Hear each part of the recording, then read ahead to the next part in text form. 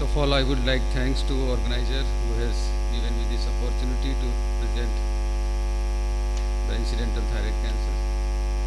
So as you know, the thyroid is a nodular disease common in adult population, and this nodule may occur as a single nodule or multiple nodule, and that may be hyperfunctioning or hypofunctioning or normal functioning, and majority are treated with surgically, and sometimes there is a final histopathology turns out to be malignant, and majority of these malignancy are very small, and 99% of incidentally detected carcinomas are papillary thyroid carcinomas.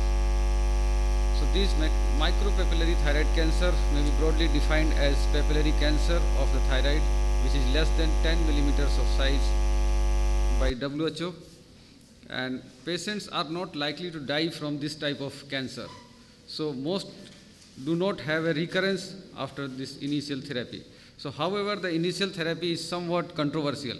Some experts believe that more aggressive treatment is required in these type of patients, including the surgery and radioiodine therapy, and some experts believe that there is less aggressive treatment and there is no role of radioiodine therapy. However, the more recent studies seems to be learned towards the more aggressive treatment.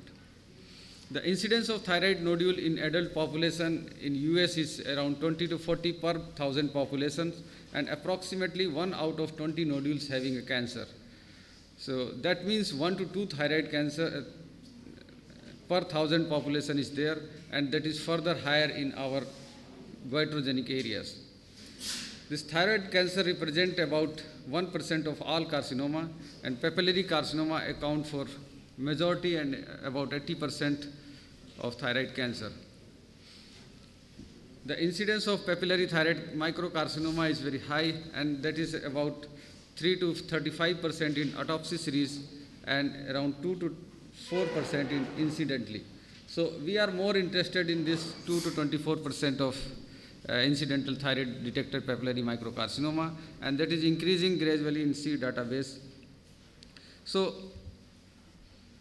we can prevent this incidentally detected thyroid cancer by diagnosing before surgery. So for diagnosing before surgery, we need a suspicion of microcarcinoma, some clinical features suggestive of carcinoma, and USG features and others. To diagnose the papillary microcarcinoma in pre-operative period, we need a high index of suspicion and few features that can help in diagnosis of papillary microcarcinoma of thyroid. The thyroid microcarcinoma are discovered incidentally, therefore typically majority are asymptomatic. The average size of nodule is about 6 millimeter, so it is difficult to palpate during the clinical examinations. Multiple foci can be found in one or both lobes.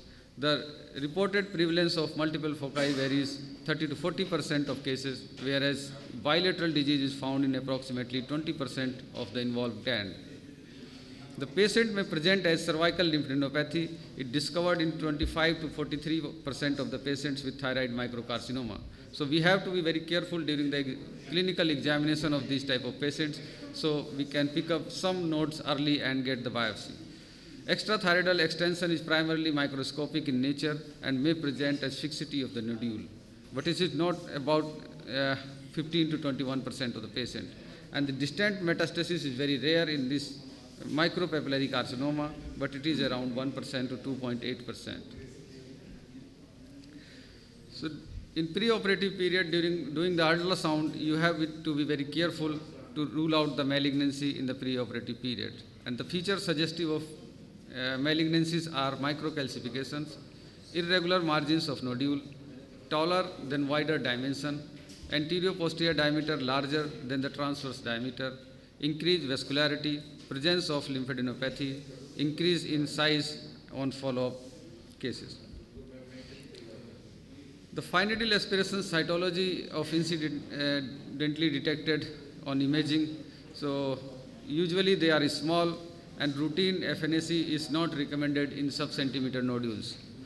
According to the American Thyroid Association and American Association of Clinical Endocrinologists suggest that nodule less than 10 centimeter should be examined by US guided FNAC if the presence of suspicious feature on ultrasound, history of radiation on neck, and positive family history of thyroid cancer. So if you have a goiter of the patient and on FNAC it is benign, he was treated by either hemithyroidectomy or total thyroidectomy. The possible final histopathology could be papillary thyroid cancer, benign, or follicular thyroid cancer or medullary thyroid cancer. But these follicular thyroid cancer and medullary thyroid cancer are usually suspected in the preoperative period. So the actual incidental thyroid cancer is the papillary thyroid cancer, and majority are the micropapillary thyroid cancer. So before going to the management of these incidentally detected carcinoma, we have to restage the tumor and then manage it. So for the restaging, after detection of the carcinoma, we have to restage according to the age of the patient, lymph node status of the disease, extrathyroidal extension, distant metastasis, grade of the tumor, and histological variants of different papillary thyroid cancer. So if you see the AJCC classification, all micropapillary cancers are in the T1 stage. And staging is both for the age less than 45 years and age for more than 45 years, both are in the stage 1 group. There are various various variants of papillary thyroid cancers. They have prognostic importance, that is more aggressive group, better prognosis, and no evidence, no difference with the classical one. So the more aggressive group are important because the diffuse sclerosing variant, tall cell variants, trabecular variants, and dedifferentiated variants are important. But in micropapillary, the diffuse sclerosing and tall cell variants are there. So these two variants should be looked carefully because it guide to the further management of the incidentally detected papillary microcarcinoma. According to the ATA guidelines, the low-risk group patients there is no local distant metastasis, or all macroscopic tumors has been resected, or there is no tumor invasion of locoregional tissue or structures. And tumor does not have aggressive histology, and there is no residual uptake during the radioiodine whole body scan. Apart from this restaging of the tumor, there are some complicating factors in the thyroid cancer, and these includes the familial disease. If the patient micropapillary also reported in the familial group, if the family history is positive for thyroid cancer, that means that is a very aggressive type of tumor. And up to 50% of the cases has been reported with red PTC rearrangement. And if there is a red PTC3 positive papillary thyroid cancer has been there, that is more aggressive behavior. The BRAF mutation has been also reported in papillary microthyroid cancer, and the papillary microthyroid cancer who has harboring the active mutation of BRAF gene have a more aggressive behavior. The second is the multifocality. The multiple foci are the common feature of papillary thyroid cancer, same for the micropapillary also. The genetic analysis has been done in multiple papillary thyroid cancer foci. Some have a same derivation, but some have an independent clonal origin. So these are as an important predictor for the early recurrence. The recurrence rate is associated with extent of the thyroid surgery also. If you do the total thyroidectomy, there is recurrence chances is only 2.3 to 5%. But if there is less than total thyroidectomy, then recurrence chance is very high, about 8.2 to 25% of the patients. So multifocality also appear to be associated with increased risk of locoregional lymph node involvement, and up to 5.6-fold increase as per the one reports. Then cervical lymph node involvement. The cervical node involvement may represent in patients with microcarcinoma. When there is a cervical lymphadenopathy is present, the future lymph node recurrence is increased significantly, and that is around 11 to 22% in comparison to 0.8 to 6% in the node-negative patients. There is increased risk of distant metastasis with presence of cervical lymphadenopathy. So patient presenting with palpable cervical lymph node, the recurrence rate is 16% after therapeutic node dissection, compared with the 0.43% in a prophylactic neck dissections. The modified radical neck dissection in microcarcinoma with ultrasonography documented abnormal lymph nodes has been shown a potentially important recurrence-free survival. The patient found to have abnormal cervical lymph node preoperatively, especially palpable nodes, should undergo therapeutic lymph node dissections. Next is the distant metastasis. The distant metastasis appear to be very low in microcarcinoma. It is around 0.2 to 2.85%, and the patient with papillary thyroid cancers, distant metastasis have a significantly worse prognosis. So these patients should be treated more aggressively to include the use of surgery, radioiodine ablation, and other treatment modalities. The Graves' disease. Sometimes the papillary thyroid cancer associated with the Graves' disease, and it is around 1 to 9% of the cases. And there has been concern that thyroid cancer may behave more aggressively in Graves' disease of the patients. But in case of micropapillary thyroid cancer, it does not appear like this. In one report, the patient with incidental microcarcinoma associated with Graves' disease actually did better than the control in disease-free follow-up. The Graves' disease does not appear to be associated with negative impact in prognosis of papillary microcarcinoma. So after this restaging and some other aggressive features, we have to again see what is the treatment strategy in these patients. So after diagnosis, restaging, and then we have three options. Either we keep it observing these type of patients, or we do the completion total thyroidectomy, or if the patient already have total thyroidectomy, then whether we go for the lymph node dissection or followed by the levothyroxine suppression or radioiodine ablation. So according to the NCCN guidelines, if you see that papillary carcinoma found post-lobectomy in the benign disease. So if there is a negative margin, no contralateral lesion, less than 1 centimeter in diameter, no suspicious lymph node, then follow these patients with thyroglobulin level and put on the thyroxine suppression. So all these patients who are small thyroid cancer and operated as a hemithyroidectomy, that can be followed with this thyroglobulin level and under suppression of levothyroxine therapy. So how this philosophy has come, that because the autopsy study shows that there is 0.5 to 5.2% of the patients have papillary microcarcinoma. The Takebi et al. Performed a mass screening for thyroid using ultrasound and ultrasound guided FNAC, and they found thyroid carcinoma in 3.5% otherwise healthy women for more than 30 years of age. And 75 of these carcinoma is less than 15 millimeters of size. The prevalence of subclinical papillary thyroid cancer have found to be 1,000 times higher than that of clinical thyroid carcinoma. So that means there is findings strongly suggest that most low-risk papillary thyroid cancer lacking aggressive feature are harmless, and immediate surgery for all them is definitely an over-treatment of the disease. So it can be assumed that all advanced papillary thyroid cancer was initially as a microcarcinoma, and then gradually in the long follow-up we can differentiate whether this is progressive microcarcinoma or harmless microcarcinoma. So there is a study by this Ito et al. From Kuma Hospital, Japan, and they did that observation of all these 1,235 patients of micropapillary carcinoma. The observation period was 18 months and average was around 60 months. They excluded the patients who had the regional lymph lymphadenopathy or sign and symptoms of invasion of recurrent laryngeal nerve or trachea, and or the final aspiration cytology suggestive of high-grade malignancy.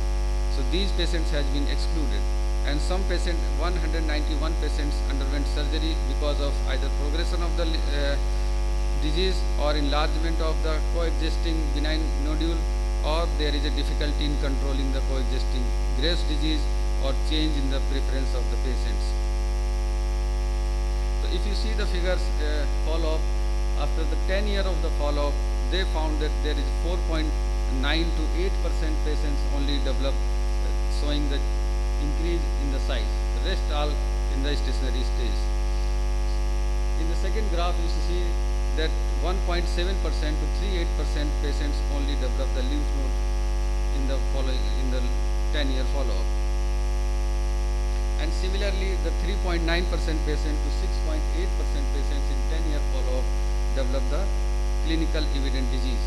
So they conclude that if you follow these type of patients, micropapillary cancers, that is can be harmless to the patients. The second is the completion thyroidectomy. After observation, you can do the completion thyroidectomy in the patients who has more aggressive disease than the low risk group patients. So before going to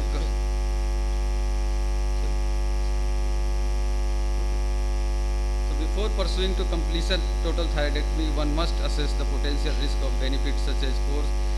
It may be determined whether completion thyroidectomy will improve patient's outcome.